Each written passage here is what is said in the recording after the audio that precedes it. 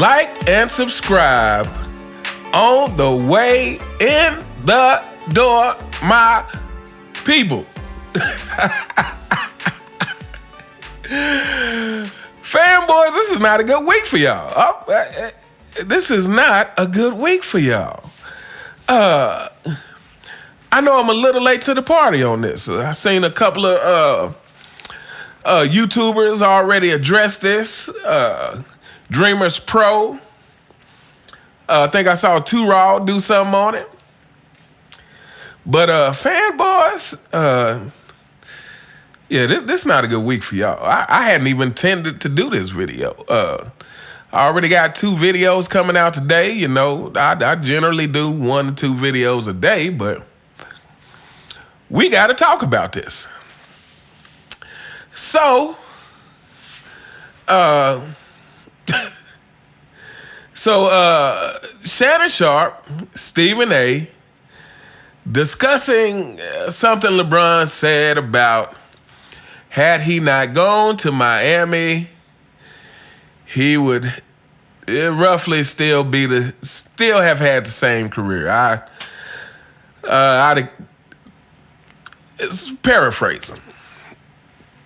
And so they discussed this with Shannon Sharpe and Stephen A. And I must say, I think we all know that I'm not a big fan of Stephen A. However, when Shannon Sharpe started going in, I was watching Stephen A.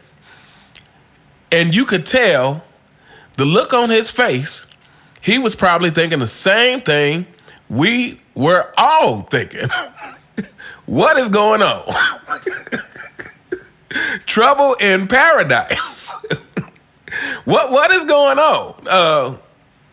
The only thing I could come up with is maybe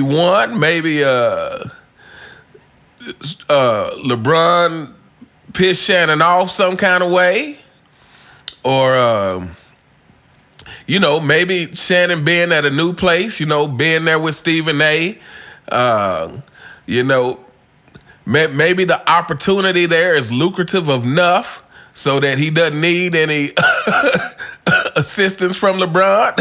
So he has more freedom to actually say what he wants. Because I'm going to go ahead and say this. I've always been suspect to Shannon Sharpe.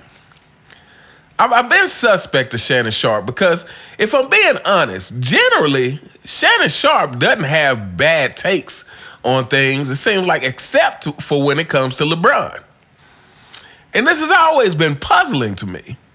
Because I'm like, surely a guy who is capable of being, seem like he does his research and his homework on various topics on top of the fact that, Shannon Sharpe is a Hall of Famer in football and just knows a lot about sports.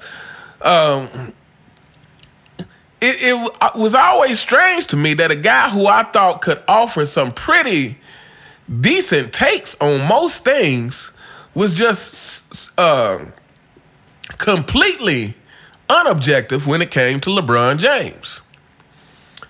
But yeah, so let's get into this, people. Fanboys, I'm telling you right now, you guys probably want to go ahead and click off this video. So let's talk about a couple of things. First of all, let's talk about LeBron James' statement of he would be the same no matter what.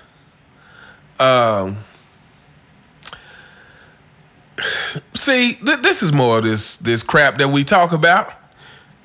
This fanboys, you want to know why so many people tune in to hear criticisms about LeBron James. Here's another example. I do not understand. Well, I do understand because LeBron James is completely selfish, and this whole well, we probably gonna get sidetracked a lot on this video. Stay with me, people, but I gotta address this because LeBron James is generally talked about as being such a nice guy. Well, let me go ahead and say this: nice guy doesn't mean good guy. And I'm not making a statement to say that he's not a good guy. But what I'm saying is, just because you are deemed a nice guy doesn't mean that you're a good guy. And I must say, based on his behaviors, his character is in serious question. So yeah, this whole refusal to acknowledge that you were helped along the way, to acknowledge that your time in Cleveland really made it possible for you to win your other two worthless championships. That your time in Cleveland, first of all, you personally played some of the best basketball that you've ever played. I'm sorry, not in Cleveland. Your time in Miami. Your time in Miami, you personally played some of the best basketball you've ever played. And I dare say that's because probably the first time you were held accountable in any kind of way. So for you to try to dismiss your time in Miami as if, whether that happened or not, I would still be who I am. Man, please. Man, please. That is a slap in the face to D. Wade, Chris Bosh. And if that was the case, then why'd you leave? There's the question. If you were going to be the same player, no matter where you went, why did you leave? I mean, this is so puzzling. Fanboys, you guys are a match made in heaven. Y'all are a match made in heaven because you make statements that's just completely ridiculous. If you were going to have the same career, why did you leave? It's like this refusal to acknowledge people who actually help you. Let me tell you this about Michael Jordan. Michael Jordan has given credit to everyone who has helped him along the way. He gives credit to Dean Smith. He gives credit to Scottie Pippen. He gives credit to Phil Jackson. He gave credit to the Detroit Pistons. Even though he obviously had some animosity towards them for the way that they played him, he also gave them credit for, hey, they made me mentally stronger and tougher. I don't know if I would have been who I became without going through those Pistons years. See, this is what we're talking about. This is the difference between greatness and fakeness. This is the difference between a GOAT and an imposter. Fanboys, y'all, go ahead and click off this video. I'm warning you. This is going to be a long season for you guys.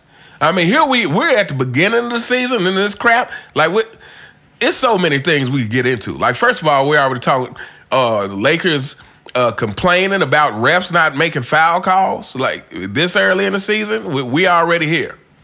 Anyway, I'm going to save that for another video. But yeah, why is it so hard for LeBron James to give other people credit?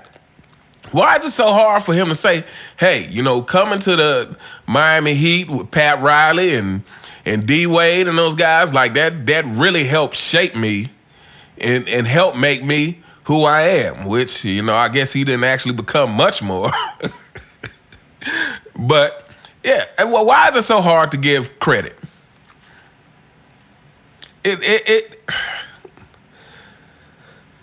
Okay.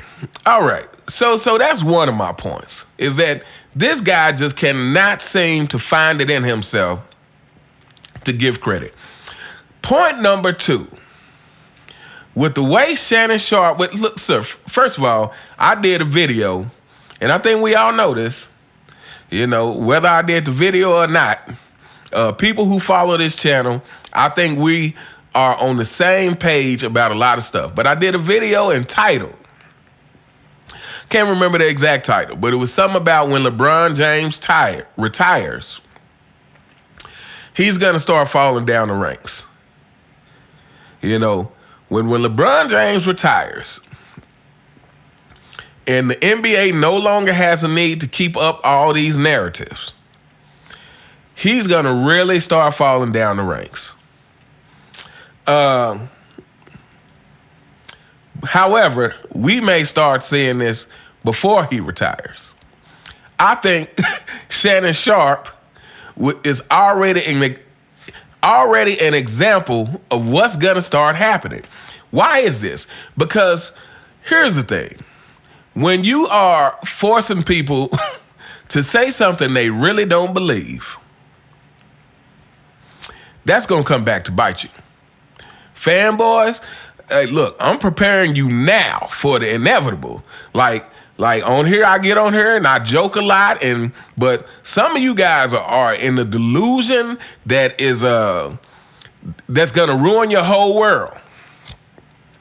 I was watching a video on YouTube the other day about the GOAT debate, and they had a panel, and this guy on the panel literally said something to the effect of "our king."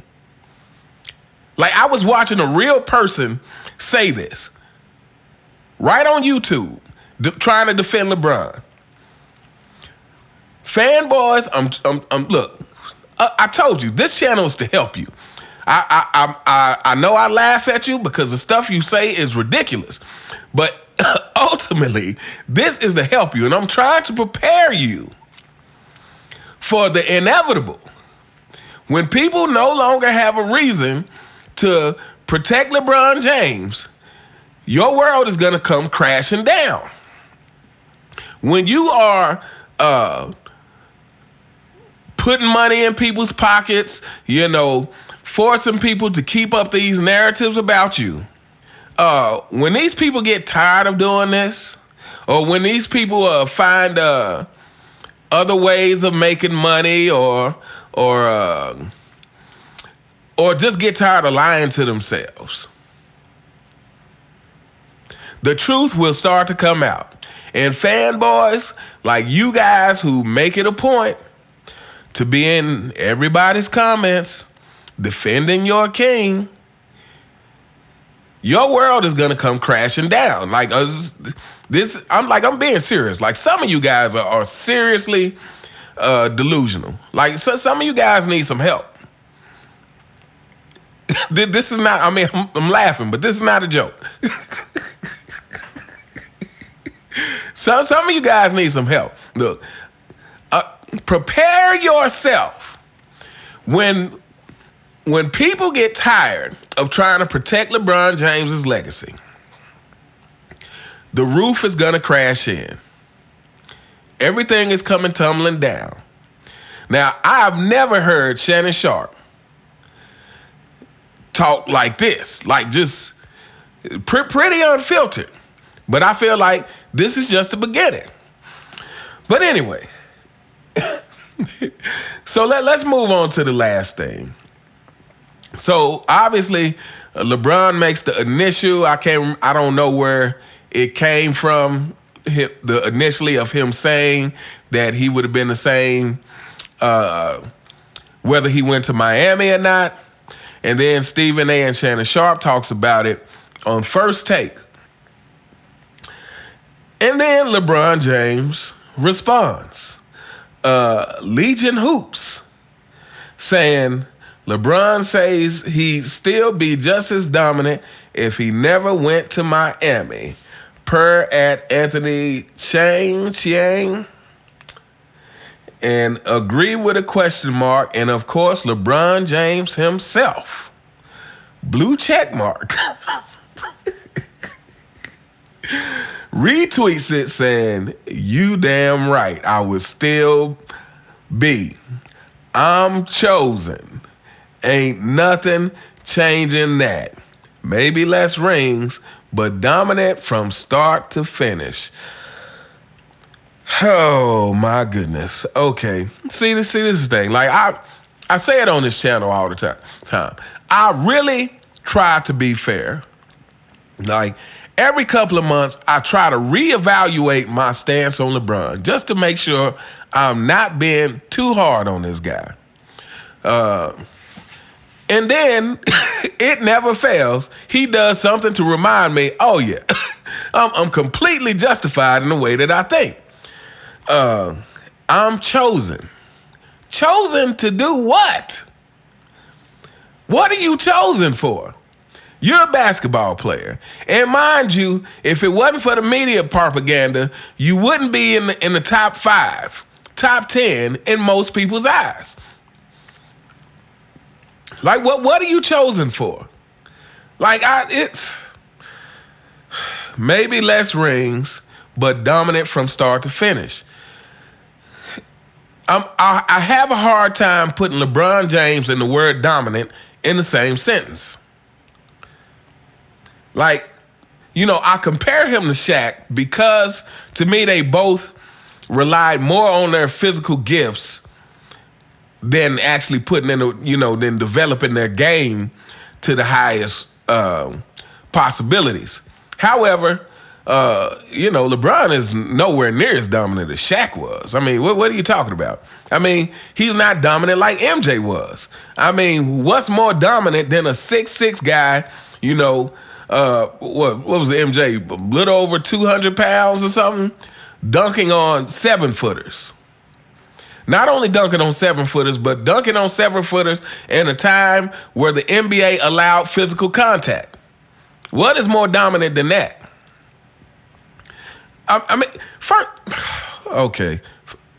First of all, do not call yourself dominant with the amount of flopping you do. When you barely get touched and slide across the floor 30 feet, what are you dominating? That's not even a dominating mentality. That's not a mentality of domination when you are trying to cheat the game like that. What are you dominating? What are you chosen for?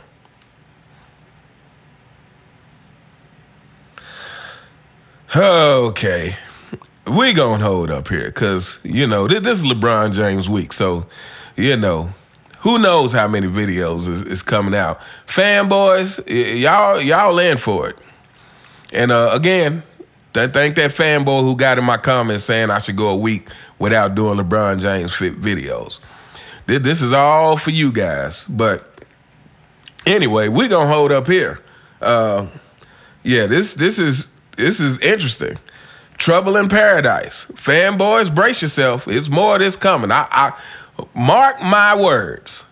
There will be more of this coming.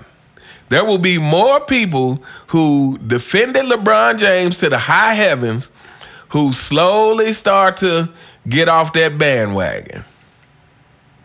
Who slowly get tired of, like, man, LeBron, I'm defending you at every turn. And you still, you're like, help me help you. That's probably how Shannon Sharpe feels. Like, help me help you. I'm defending you at every turn, but you're not making it easy. Like, I'm on sports shows, wearing goat mask and all this stuff, and you're not making it easy to defend you. That's probably what happened to Shannon Sharpe. He's like, my goodness, man, help me help you. But anyway, let me know what you guys think in the comments.